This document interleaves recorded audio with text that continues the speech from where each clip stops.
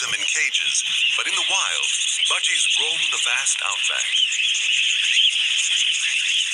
When it rains, flocks swoop in from everywhere. No one knows how they navigate. Perhaps they home in on the low-frequency sounds of thunderstorms thousands of miles away.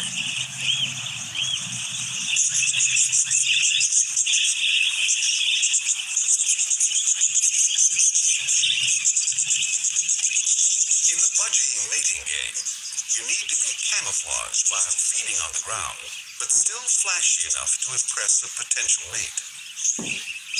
And the way budgies see each other's feathers is different than the way we see them.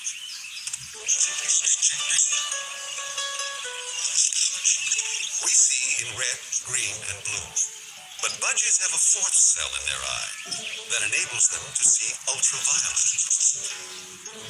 When UV rays hit some parts of the budgie's plumage, they give off a reflective glow.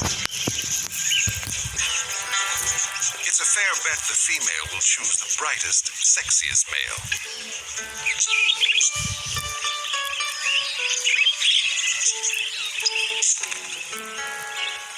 Especially if he can fight, too.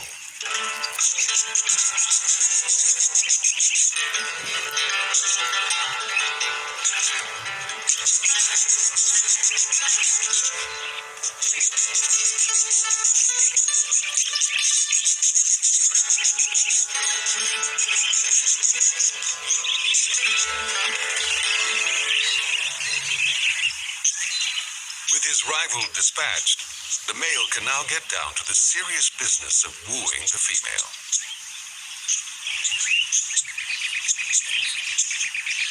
Not only do budgies have highly reflective UV markings, some parts of their plumage actually become fluorescent. Their necks and heads in particular.